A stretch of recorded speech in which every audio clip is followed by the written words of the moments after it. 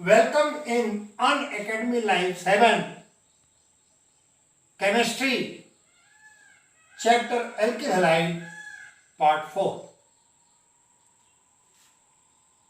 पिछले लेक्चर में पार्ट 3 में chemical property of alkyl halide में मैंने आपको SN1 मैकेनिज्म और SN2 मैकेनिज्म बताया था। अब today I will discuss another properties of substitution, nucleophilic, first replacement by OH group। यदि हम एथिल ब्रोमाइड को या किसी अल्किल ब्रोमाइड को एक्वस पोटेशियम हाइड्रोक्साइड से रिएक्ट करा दें तो Br का रिप्लेसमेंट OH के द्वारा हो जाएगा and that results C2H5OH plus KBr। Here hydroxyl group replaces bromine, hydroxyl OH minus is nucleophile, so this reaction is also kept under nucleophilic substitution. Now second, replacement by cyano group। यदि हम किसी भी alkyl halide का potassium cyanide से react करा दें, cyanide group is very reactive than bromine or than halide.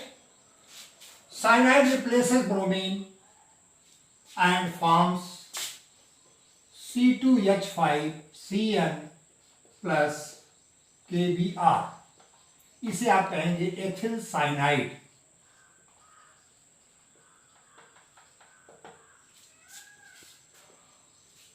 Next है replacement by alkoxy group. Alkoxy group जैसे C2H5ON ने sodium ethoxide, this alkoxy group C2H5O replaces bromine and forms ether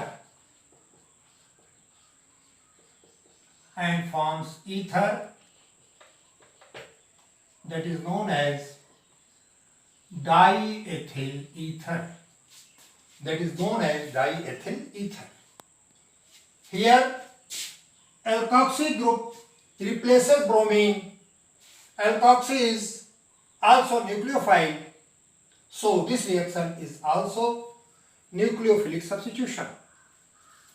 Next, replacement by alkynyl group. यहां पर हमने लिया है methyl bromide का sodium acetylide, इसे सोडियम एसिटिलाइड कहा जाता है। NaBr को आप अलग कर दीजिए, बाकी को सबको आप ऐड कर दीजिए। CH3 C triple bond CH plus NaBr 1 2 3 propyne हो गया, दैट इज प्रोपाइन 1। लास्ट है replacement bye carboxyl group. Carboxyl group आपका COOH है। यहां पर हमने उसका साल्ट लिया, H को हटा करके Ag, इसको आप कहते हैं सोडियम एसीटेट।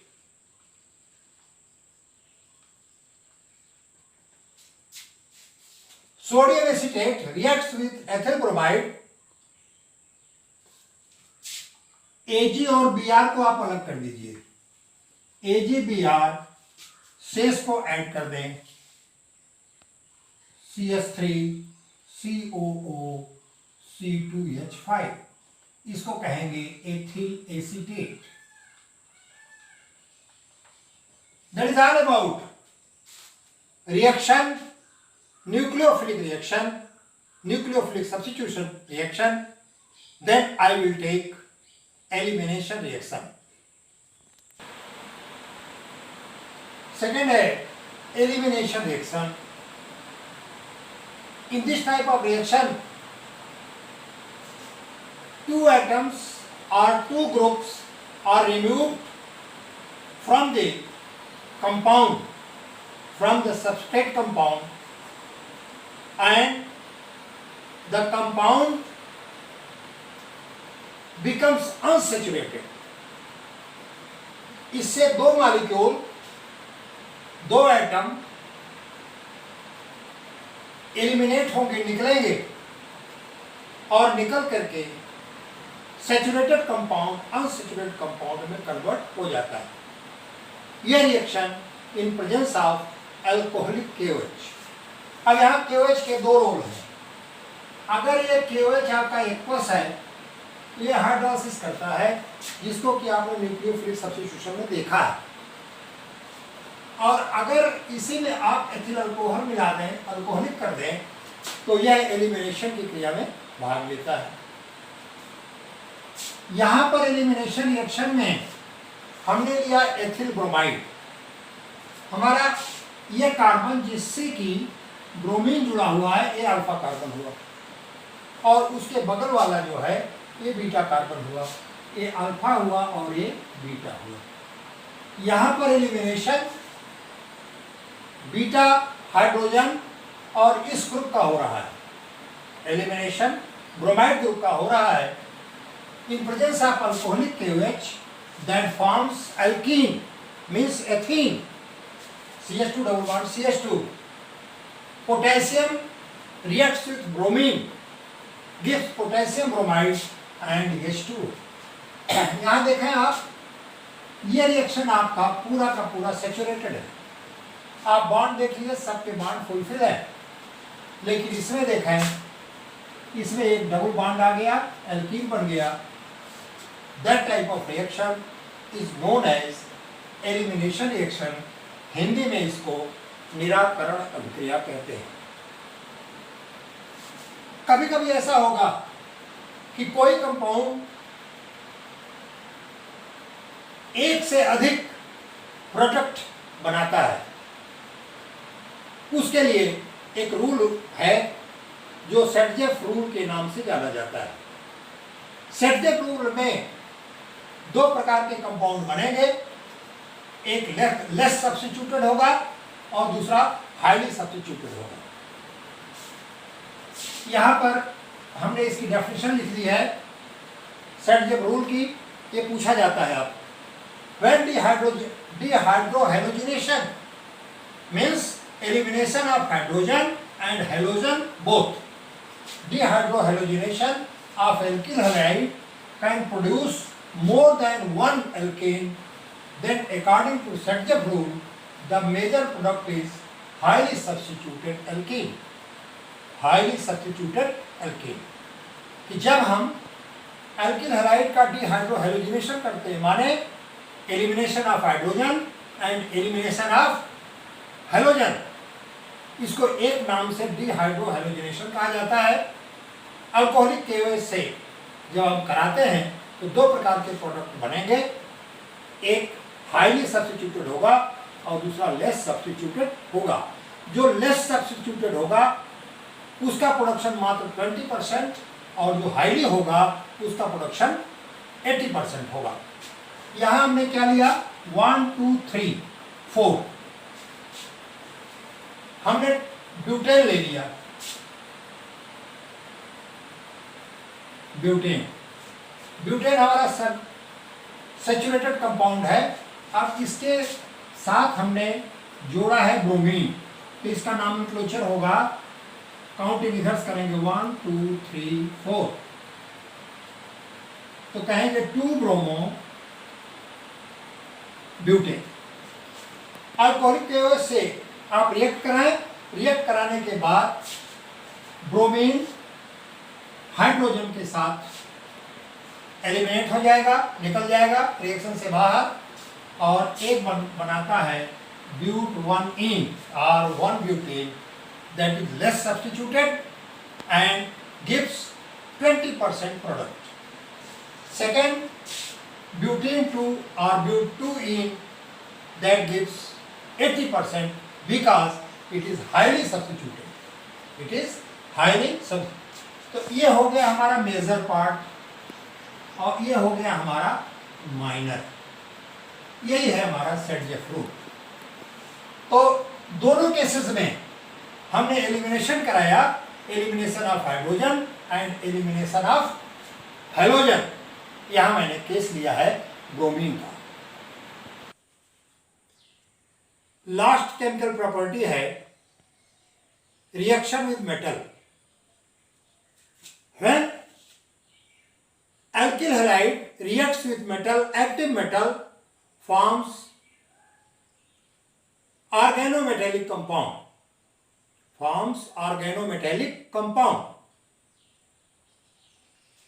पहला मैंने लिया action with Mg।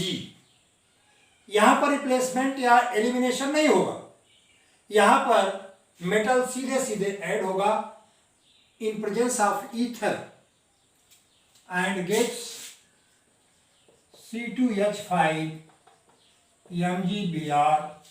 This is known as ethyl magnesium, commonly known as Grignard reagent, commonly known as Grignard reagent। तो जब किसी भी एक्टिव मेटल से एल्किल हैलाइड रिएक्ट करेगा तो यहां पर मोस्टली एडिशन हो जाता है। तो हमने पहला कराया मैग्नीशियम से, that gives Grignard reagent known as in IUPAC ethyl magnesium bromide. Second है action of sodium, that is Wurtz reaction. Wurtz reaction में क्या होता है कि जब दो एल्किल हैलाइड को सोडियम के साथ रिएक्ट कराते हैं तो इसका हैलोजन निकल जाता है और हायर अल्केन बन जाता है C2H5 प्लस 2NaBr। यहां पर क्या था? एथिल था। अब यहां बन गया आपका ब्यूटेन। इसको आप वुड्स रिएक्शन में पढ़े हैं। नेक्स्ट, एक कंपाउंड का नाम आप जानते हैं TEL करके, टेट्रा एथिल लेड, जिसको कि पेट्रोल के साथ यूज किया जाता है उसका ऑक्टेन नंबर बढ़ाने के लिए। जब एथिल ब्रोमाइड को सोडियम लेड एलॉय के साथ रिएक्ट कराते हैं तो टेट्रा एथिल लेड बनता है, सोडियम ब्रोमाइड बनता है और लेड अलग हो जाता है। इसे शॉर्ट में TEL कहते हैं। इसका इकोनॉमिक इंपॉर्टेंस यह है कि ऑक्टेन संख्या को इंक्रीज करने के लिए पेट्रोलियम के, गैसोलीन के ऑक्टेन संख्या को बढ़ाने के लिए, नॉकिंग को कम करने के लिए इसका यूज किया जाता है। Next, action with zinc powder. यह भी जिंक से ऐड हो जाएगा और ये बना देगा C2H5 होल टू Zn। इसको कहते हैं die ethyl zinc. That is also organometallic compound. Next reaction with sodium amalgam, ZnCu, ZnHCl। जब सोडियम अमेल्गम से आप इसका रिएक्ट कराते हैं तो इसका रिडक्शन हो जाता है, C2H5 Br 2H NaHg HBr plus C2H6 reduction हुआ। ब्रोमीन एलिमिनेट हो गया, उसके स्थान पर हाइड्रोजन आ गया। Now next,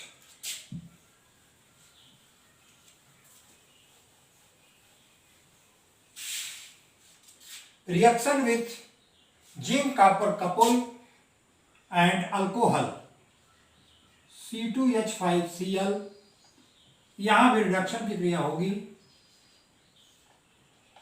zinc Cu couple C2H5OH, ये बना देगा C2H6 plus HCl, C2H6 plus HCl। Now last reaction with ZnHCl, C2H5Cl 2H, यहाँ भी हाइड्रोजनेशन हो रहा है, माने रिडक्शन हो रहा है। ये है in presence of zinc and hydrochloric acid gives C2H6 plus HCl, ethane बन गया, ये भी इथेन बन गया। इस प्रकार से आपने एल्किल हैलाइड की केमिकल प्रॉपर्टी को 3 हेड में बांटा। पहला था न्यूक्लियोफिलिक सब्स्टिट्यूशन, दूसरा था एलिमिनेशन और तीसरा था reaction with metal. Nucleophilic substitution में आपने देखा कि सैचुरेशन पर कोई प्रभाव नहीं पड़ता। अगर कंपाउंड सैचुरेटेड है, सैचुरेटेड रहेगा, केवल वो न्यूक्लियोफाइल के द्वारा रिप्लेस हो जा रहा है, जिसमें मैंने आपको SN1, SN2 मैकेनिज्म बताया, and these are very important for your examination point of view. Second है एलिमिनेशन रिएक्शन। एलिमिनेशन रिएक्शन में आप देखा 2 atoms or 2 groups get eliminated from the parent compound. 2 atom or 2 group get eliminated from the parent compound, that is alkyl halide, and saturated alkyl halide becomes unsaturated by eliminating 2 hydrogen or 2 groups.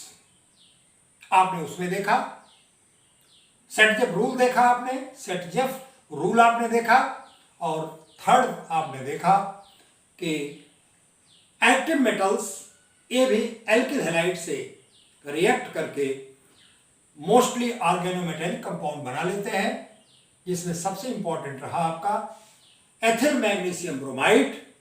Ethyl magnesium bromide that is also known as Grignard reagent. BSc के classes में आप ये Grignard reagent detail में पढ़ेंगे। इस प्रकार alkyl halide का preparation बताया मैंने आपको, नॉमेनक्लेचर बताया, आइसोमेरिज्म बताया, मेथड ऑफ प्रिपरेशन बताया, केमिकल प्रॉपर्टीज बताया, उनके 3 हेड्स बताया।